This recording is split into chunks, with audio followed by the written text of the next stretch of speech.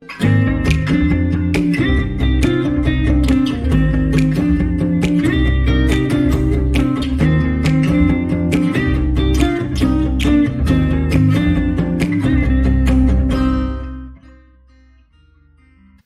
et messieurs, bonjour et bienvenue à ce nouveau numéro de votre entretien hebdomadaire. Aujourd'hui, nous sommes à Pékin, au groupe scolaire Seydou Nourou Tall, avec le directeur de cet établissement, Monsieur Babacar Diop, qui nous reçoit aujourd'hui dans son école, cette très belle école. Et nous l'avons choisi parce que c'est lui qui a gagné avec son établissement, bien sûr.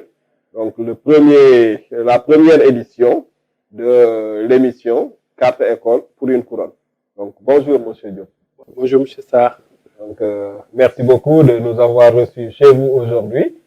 Et nous allons en profiter donc pour revenir sur l'enseignement privé. Cette entreprise-là, cette entreprise qui, à mon avis, c'est l'entreprise qui recrute le plus au Sénégal, l'enseignement privé. Donc, vous, aujourd'hui, vous dirigez l'une des plus grandes écoles privées de Pékin, de l'IA de Pékin-Guédiawaye. Donc déjà, sur le plan financier, est-ce que vous parvenez à vraiment vous en sortir sur le plan financier? Donc merci M. Sarr pour cette invitation et l'honneur que vous nous faites en venant nous visiter. Et pour répondre à votre question, ce qu'il faut savoir, c'est que l'enseignement privé, en général, a une gestion à cheval sur une autre année. Parce que nous fonctionnons pour 9 mois, mais nous payons pour 12 mois. Ce qui fait que même si l'établissement arrive à faire une marge durant l'année scolaire, cette marge-là sera destinée à payer les salaires de vacances. Et c'est la raison pour laquelle beaucoup d'écoles privées rencontrent des problèmes durant les vacances. Parce qu'il y a la location à payer, il y a les charges de fonctionnement à payer, il y a les charges fixes, tels que les salaires et les cotisations sociales. Donc, ce qui fait que du coup, dire qu'on s'en sort, ce serait trop dire. Parce que l'enseignement privé est un gouffre à fond. Si tu veux vraiment faire une bonne qualité, donner une qualité de service correcte, c'est un gouffre à fond. C'était une question piège pour me moquer aussi un peu de vous, parce que nous, au Sénégal, voilà, on n'aime pas répondre directement à cette question. Mais c'était un peu pour entrer également dans le vif du sujet. Donc aujourd'hui, la spécificité de l'éducation, de l'enseignement privé particulièrement, en fait, l'enseignement privé a cela en commun avec la santé. Donc, c'est de l'entrepreneuriat, mais c'est de l'entrepreneuriat social. Aujourd'hui, est-ce que vous êtes reconnu comme tel par l'État du Sénégal? Est-ce que la façon dont vous êtes traité sur le plan de la fiscalité, sur le plan, donc voilà, est-ce que vous êtes considéré comme une entreprise, voilà, qui est dans le social, une entreprise, voilà, qui a pour but également de ne pas faire que des bénéfices? Voilà, donc ce qu'il faut noter de ce point de vue, c'est que justement, on est accompagné par l'État du Sénégal, en tout cas pour les écoles privées qui sont reconnues d'utilité publique par décret présidentiel, on reçoit une subvention. Mais ce qu'il faut noter par rapport à cette subvention, c'est que cette subvention-là, elle est insuffisante pour régulariser les charges de fin d'année scolaire. Ça, c'est un point. Un autre point, c'est que la réalité, c'est que la fiscalité ne nous fait pas de cadeau. On est tenu de payer des impôts, on est tenu de payer pratiquement toutes les taxes, comme les autres entreprises. Parce qu'au niveau des impôts et domaines, on nous considère effectivement comme une entreprise qui génère des fonds et qui fait des bénéfices. Donc, à partir de ce moment, on est taxé comme toutes les autres entreprises. Et c'est assez lourd quand même. Est-ce que vous êtes taxé de la même façon ou bien est-ce qu'il y a quelques petites différences. Il y a quelques petites différences. Par exemple, je peux vous dire que dans l'enseignement privé, quand le propriétaire de l'immeuble l'exploite pour une école privée, il est dispensé de foncier bâti. Ça, c'est un point quand même de taille. Donc, mais il faut dire que c'est quand même assez lourd, parce que très souvent, nous rencontrons des camarades ou des collègues qui sont en train de baver parce que tout simplement, ils ont été victimes de redressement fiscal ou quelque chose de ce genre, et ça les met presque à genoux. Donc, c'est pour moi l'occasion de tirer sur la sonnette d'alarme pour que quand même le gouvernement puisse faire revoir la fiscalité pour l'enseignement privé. Au niveau de l'enseignement privé. Voilà. Donc, vous l'avez dit tout à l'heure, c'est surtout pour les établissements qui sont reconnus. Effectivement. Aujourd'hui, dans ce secteur-là, de Pikine Guédiawaye, par exemple, il y a énormément d'établissements qui ne sont pas reconnus. Effectivement. C'est quoi? C'est un parcours du combattant? C'est difficile? Non, c'est très difficile. C'est hyper difficile parce que ce qu'il faut comprendre d'abord, c'est-à-dire qu'il faut avoir tous les quitus de la sécurité sociale, des impôts, de l'IPM, de l'IPRES et de l'IPM. Voilà. IPM, sécurité sociale, impôts, IPRES. Donc, et pour avoir ces quitus, il faut vraiment avoir des cotisations à jour pour pouvoir les demander. Sinon, l'institution te bloque, tu ne peux pas avoir les quitus. Donc, dans le parcours du combattant, entre guillemets, pour accéder à la reconnaissance, on vous exige d'abord la présentation de tous ces quitus. Et maintenant, il y a des inspecteurs qui viennent, et ça c'est tout à fait normal parce que ça ne fait que bonifier l'éducation et l'enseignement privé. Ces inspecteurs viennent en inspection pour voir est-ce que les engagements que vous aviez pris par rapport à l'ouverture de l'établissement, vous les respectez. Donc il y a une enquête pédagogique et il y a une enquête administrative pour voir si vraiment vous êtes vraiment en règle et à cheval sur les textes qui ont été édictés par le ministère de l'Éducation. Et qui fait cette enquête-là? Cette enquête est faite par les inspecteurs de l'éducation et par la direction de l'enseignement privé qui mandate des éléments sur place. Ok. Donc c'est surtout au niveau des IF et des IA. Ouais. Donc voilà. Et après, il y a quelque chose aussi qui va se faire. Après, maintenant, toutes ces enquêtes-là, il y a une commission qui se réunit. Et c'est là où encore un autre parcours du combattant parce que il suffit d'un peu pour que l'on te mette de côté. Bon, c'est tout à fait normal parce que la commission, si elle voit que cette école-là n'a pas cotisé correctement ou n'a pas donné le bon salaire par rapport à la convention collective, il est normal qu'il soit évincé. Parce que c'est quand même pousser les gens à être en règle. Est-ce qu'il y a un certain nombre d'emplois qui est exigé donc, pour avoir donc ce Il y a un certain nombre d'emplois, il y a aussi un effectif par classe qui est exigé. Des emplois réguliers avec salaire normal. Effectivement, salaire normal sur la base de la convention collective de l'enseignement privé. Ok. Donc, et aujourd'hui, vous, par exemple, votre établissement existe depuis 1962. 62. C'est la plus ancienne des écoles privées laïques du Sénégal. Du Sénégal. Waouh. Donc, comment vous avez fait pour résister jusqu'à ce jour? Il a fallu tout juste une organisation et suivre le chemin tracé par le ministère de l'Éducation nationale. C'est très difficile, mais si nous partons du principe que l'enseignement est un sacerdoce et que nous voulons vraiment faire quelque chose pour notre pays, il y a des sacrifices à faire. Et pour cela, si vous êtes sur la voie, il est normal que vous puissiez survivre jusqu'à cette période-là. Mais quand même, vous avez dû en rencontrer des difficultés. Énormément. Des difficultés d'ordre financier, d'ordre administratif, etc. Toujours. Mais jusqu'à présent, on en rencontre. On en rencontre jusqu'à présent. Mais quand même, c'est plus comme avant. C'est plus comme avant parce que quand même, on arrive à stabiliser avec l'expérience. Il y a des réflexes qui se sont déjà installés. Donc la solution est là automatiquement. On sort d'une de ses poches la solution et on solutionne ça et puis on passe à autre chose. Ok. Est-ce que vous avez un collectif pour les établissements scolaires privés?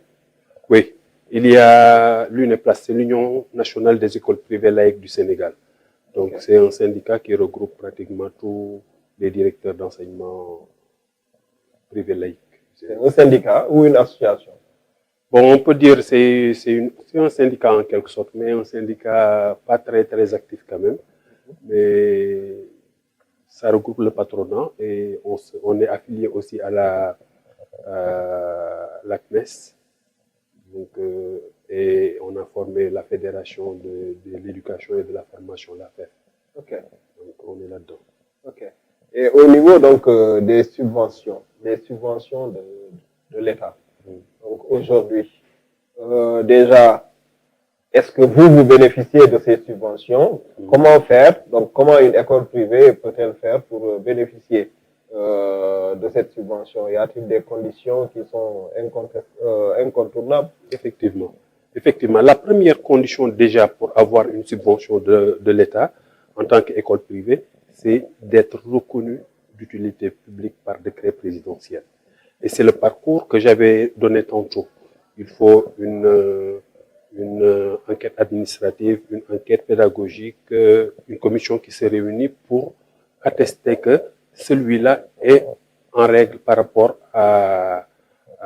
aux institutions, par rapport à l'enquête pédagogique, par rapport à l'administration, etc.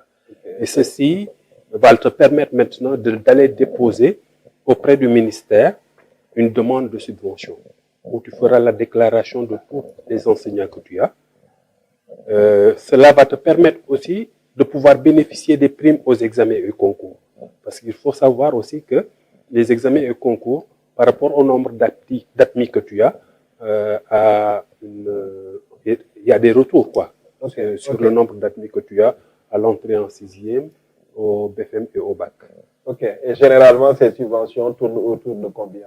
Tout dépend de l'ampleur de la grandeur de l'établissement et du nombre d'enseignants ayant des diplômes professionnels, parce que tout ça c'est pris en compte. Le nombre d'enseignants ayant des diplômes professionnels, le nombre d'enseignants que tu as et le cycle que tu présentes. Ce qui fait que d'une école à une autre, l'enveloppe diffère.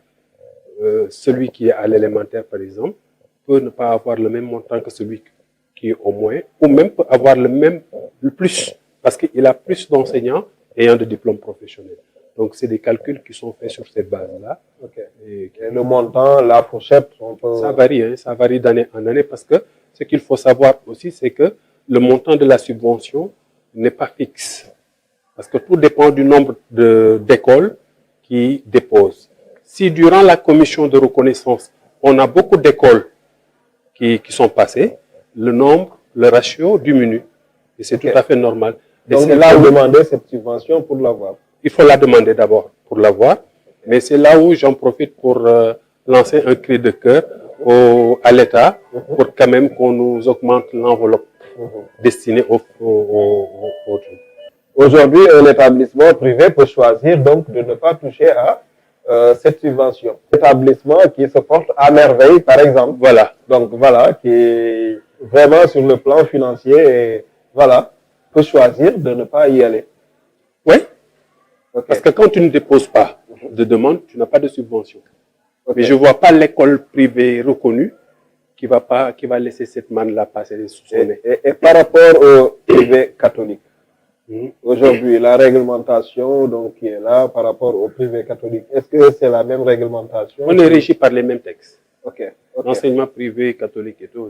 Mais dans chaque établissement maintenant, par rapport à leur réalité, ils ont fait des réaménagements et des organisations en interne. Mais dans le global, les textes sont les mêmes. Okay. L'autre chose qu'on a vu aussi au niveau des établissements privés, c'est les enseignants. Les enseignants qui sont utilisés au niveau de ces établissements. Donc, on a vu que beaucoup d'établissements utilisent des enseignants qui ne sont pas diplômés. Donc, ce qui fait que souvent, ça impacte sur le niveau des élèves. Est-ce que ça ne devrait pas être une exigence aussi pour que l'établissement puisse fonctionner carrément? Mais en réalité, c'est une exigence parce que aucune école pour la reconnaissance, c'est une exigence. Ouais. Mais pour le fonctionnement? Pour le fonctionnement, aucune école n'a le droit de donner une classe à un enseignant qui n'a pas l'autorisation d'enseigner.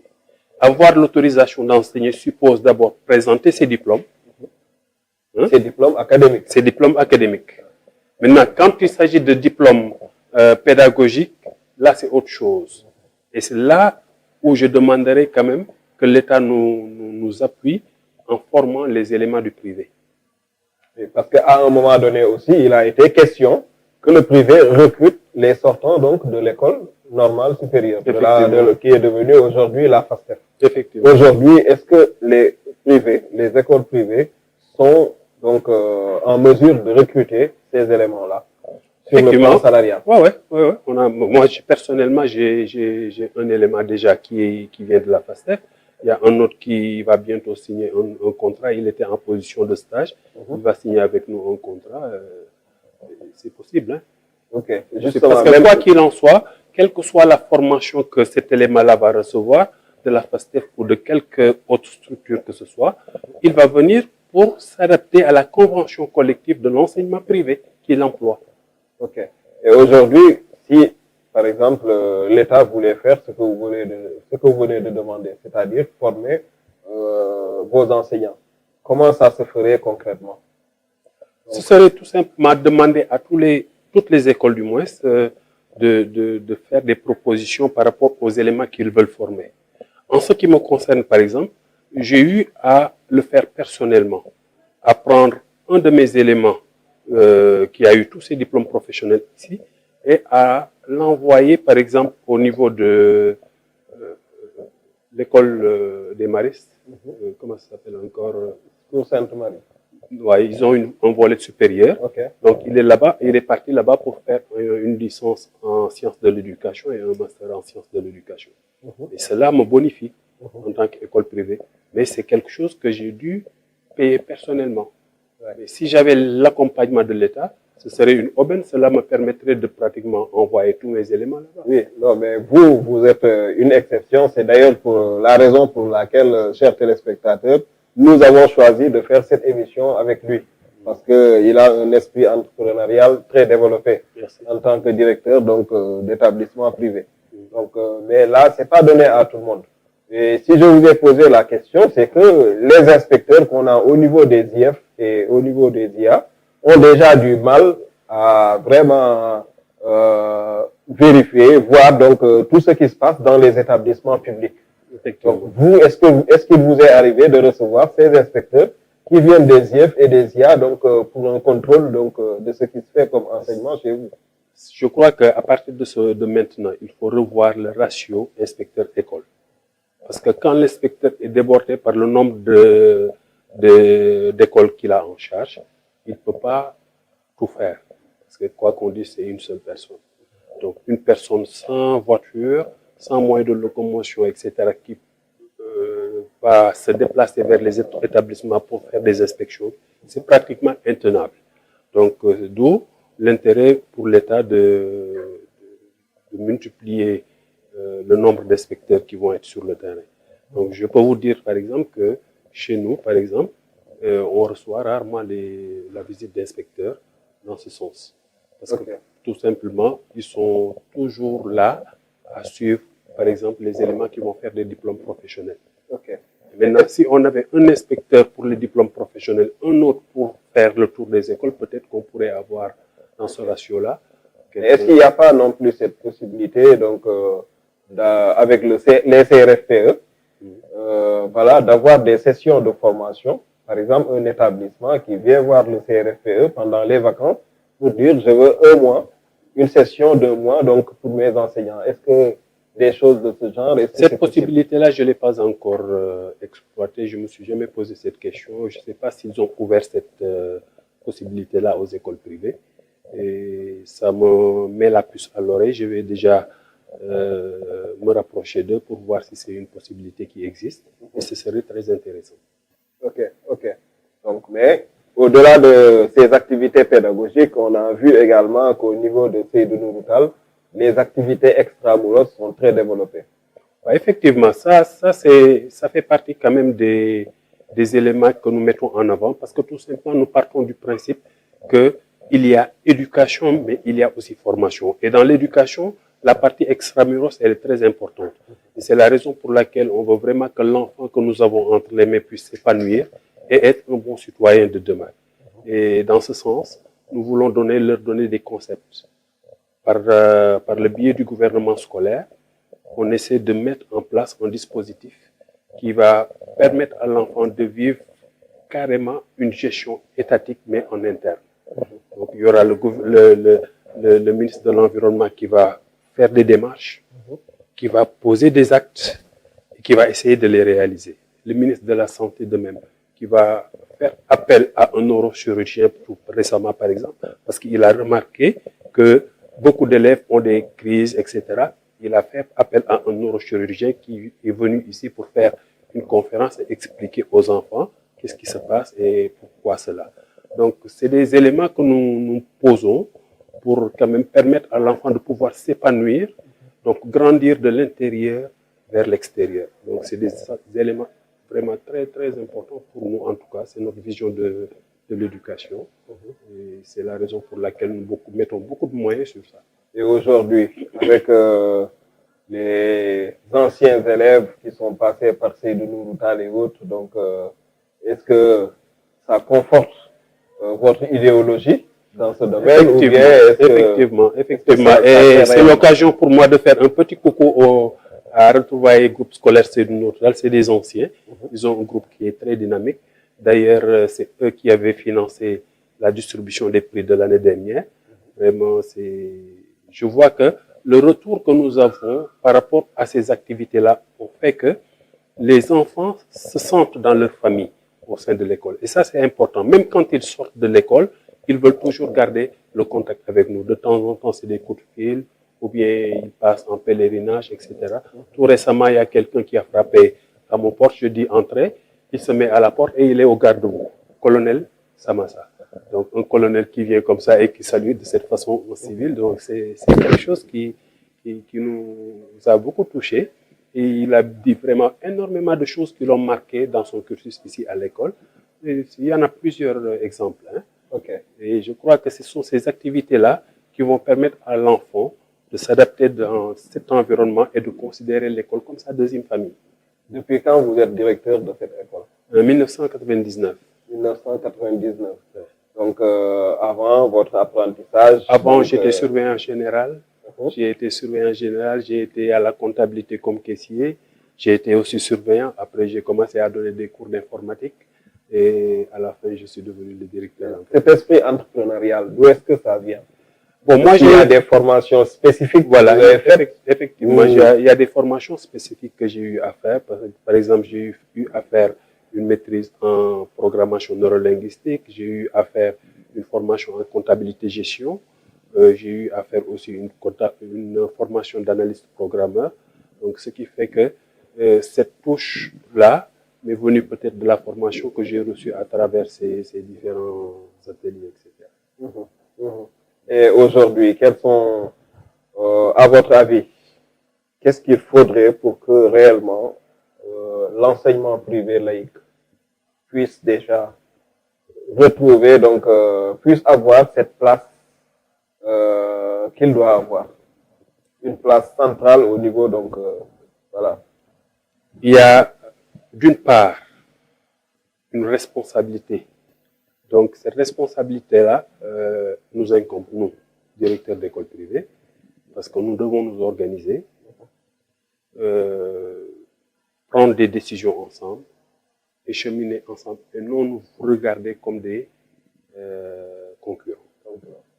Le deuxième élément, c'est que l'État doit nous appuyer en augmentant quand même les subventions et en augmentant les corps de contrôle qui vont venir au sein des établissements privés pour pouvoir quand même nous permettre de nous bonifier. Donc ça, c'est très important. Nous ouvrir, par exemple, même durant les vacances, même si c'était pour des sessions de 3 mois de vacances, nous permettre d'envoyer nos enseignants à la FASTEF pour les former. Et au niveau du CRFPE, ouais, c'est ça. Des centres régionaux de formation. Voilà. Donc vous avez parlé de la concurrence tantôt. Mais je voulais insister sur un point. Pour moi, la solution est d'abord en nous. Avant d'aller la chercher ailleurs, nous devons d'abord la chercher en nous. En tant que directeur d'enseignement privé, je lance un appel à tous les collègues pour quand même à l'unisson, nous puissions cheminer ensemble. Okay. Vous avez parlé tantôt donc de la concurrence, qui fait qu'il est difficile que vous puissiez cheminer ensemble. Donc, à quel point est-ce que c'est rude, cette concurrence entre les établissements privés? Bon, c'est rude parce que quand, par exemple, un établissement, un chef d'établissement se permet de dire du mal de notre établissement, je dis que quand même c'est un peu au bas de l'échelle. Donc, des éléments comme ça font qu'à un certain moment, chacun est dans son petit coin. Au lieu de vouloir travailler avec l'autre, tu vas le voir comme un ennemi. Donc, la dernière fois, par exemple, il y a un parent d'élève qui est venu me dire, telle école, je sors là-bas mon enfant parce qu'ils ne sont pas sérieux, etc., etc. Ah bon? Il me dit, je lui dis, ah, personnellement, j'ai le même problème que lui, hein. Donc, autant rester là-bas ou aller chercher ailleurs. Donc, parce que je me dis que protéger ou dénigrer un collègue, c'est me dénigrer moi-même. Donc, je pars de ce principe-là et j'essaie de mon mieux d'essayer de les... Et au niveau des résultats, parce qu'on a vu que parfois, donc, au niveau des IF, au niveau des IA, les meilleurs établissements publics sont identifiés et récompensés. Donc, au niveau du privé, est-ce que c'est la même chose? Je crois que c'est la même chose, parce que la semaine dernière, par exemple, il y a la cérémonie de l'excellence qui s'était faite au niveau de la mairie de la ville, et il y a eu beaucoup d'écoles privées qui ont été récompensées. Oui, des élèves des écoles. Les écoles, ouais, les élèves. Voilà. Ouais. Mais les écoles en tant que telles, parce qu'à cette cérémonie, il y a le lycée de Yeumbeul qui a été récompensé comme meilleur établissement public. Et je n'ai pas vu d'établissement privé reconnu comme meilleur. Donc, est-ce que c'est au niveau des statistiques que les gens ont du mal donc, voilà, à mettre en place c'est possible. Là, je ne sais pas qu'est-ce qui s'est passé. Mais je ne crois pas que ce soit au niveau des statistiques, hein, parce que là, les statistiques, quand même, je crois que sont bien tenues. Parce que très souvent, on nous demande des informations que nous donnons. Donc, je ne crois pas que ce soit au niveau des statistiques. Je ne sais pas. Là, je ne saurais répondre à cette question. Mais à mon avis, ce serait une bonne chose que de pouvoir... Est-ce que la concurrence ne devrait pas être réellement orientée vers ça? Donc, vraiment pour pousser... Ce serait vraiment une concurrence saine. Ouais. Ce serait une concurrence saine parce que là, on saura que cette école-là a fait les meilleurs résultats et a donné plus d'admis par rapport à tel cycle ou tel autre cycle. Et à partir de ce moment, il y aura un bon canevas pour choisir les premiers. Okay. Donc, on arrive au terme de cette émission. Mesdames et messieurs, je vous rappelle que nous sommes avec M. Babacar Diop, qui est le directeur du groupe scolaire Seydou Nourou Tall de Pikine, une école qui existe depuis 1962. Donc, on va lui permettre de dire son dernier mot. Voilà, le dernier mot, ce sera tout juste des mots de remerciement d'abord à l'endroit de M. Sarr pour les belles initiatives qu'il déroule. Et aussi des mots de remerciement à tous les parents d'élèves du groupe scolaire Seydou Nourou Tall qui ont eu confiance en nous. Remerciement aussi à tous mes enseignants, mes collaborateurs pour le beau travail qu'ils sont en train d'abattre. Donc voilà ce que je voulais dire et encourager tout le monde à persévérer. Ok. Nous vous remercions aussi de nous avoir accueillis chez vous. Mesdames et messieurs, c'était tout pour aujourd'hui. Nous vous donnons rendez-vous dans une semaine pour un autre numéro de votre entretien hebdomadaire.